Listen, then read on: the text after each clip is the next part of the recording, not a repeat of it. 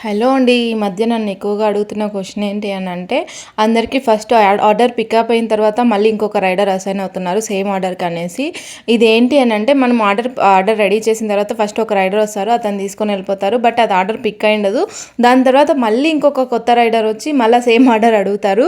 ఇది one kind of scam అనమాట. ఇది చాలా వరకు అందరికీ జరిగింది. మ్యాక్సిమం నాకైతే ఈ 1.5 ఇయర్లో 5 టైమ్స్ జరిగింది. ఫస్ట్ టైం నాకు అది మిస్టేక్గా జరిగింది. బట్ సెకండ్ టైం నేను కేర్ తీసుకున్నాను. బట్ ఈ ఆర్డర్స్ ఎక్కువ ఉన్న హడావిడిలో నేను అది మర్చిపోయాను అనమాట. ఇంక అప్పటి నుంచి నేను ఏం చేస్తున్నానంటే, రైడర్ వచ్చిన తర్వాత రైడర్ ఫస్ట్ పిక్ చేసుకున్నారా లేదా అని అక్కడే వెయిట్ చేసి పిక్ చేసిన తర్వాతనే రైడర్ని వెళ్ళమంటున్నా. ఎందుకంటే ఫుడ్ లాస్ అయ్యేది మనకే, రైడర్కి ఏం ప్రాబ్లం ఉండదు, అలానే జొమాటో పార్ట్నర్కి ప్రాబ్లం ఉండదు, కస్టమర్ కేర్కి ప్రాబ్లం ఉండదు, ఫుడ్ లాస్ అయ్యేది మనకే. సో ఇటువంటివి అప్పుడప్పుడు జరుగుతుంటాయి. మనం కస్టమర్ కేర్కి కాల్ చేసి అడిగినా నో యూస్. వాళ్ళ దగ్గర నుంచి మనకి ఎటువంటి రెస్పాన్స్ ఉండదు. వాళ్ళు ఒకటే చెప్తారు, మాకు తెలియదు, దేర్ ఈజ్ నో ఆప్షన్, అంటే మాకేమీ ఇక్కడ ఇన్ఫర్మేషన్ లేదని చెప్పేస్తారు. ఇది కూడా ఒక కైండ్ ఆఫ్ స్కామ్స్ అప్పుడప్పుడు మనకు జరుగుతుంటాయి. సో మన బిజినెస్ కాబట్టి మనమే కేర్ఫుల్గా ఉండాలి.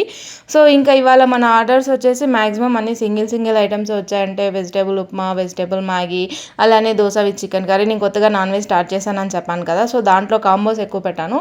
ఈ కాంబోస్లో మనకు వచ్చేసి చికెన్ కర్రీ విత్ దోశ, అంటే టూ దోసాస్ చికెన్ కర్రీ ఇస్తాను, దానికి తోడు చట్నీ కూడా కొంచెం ఇస్తాను.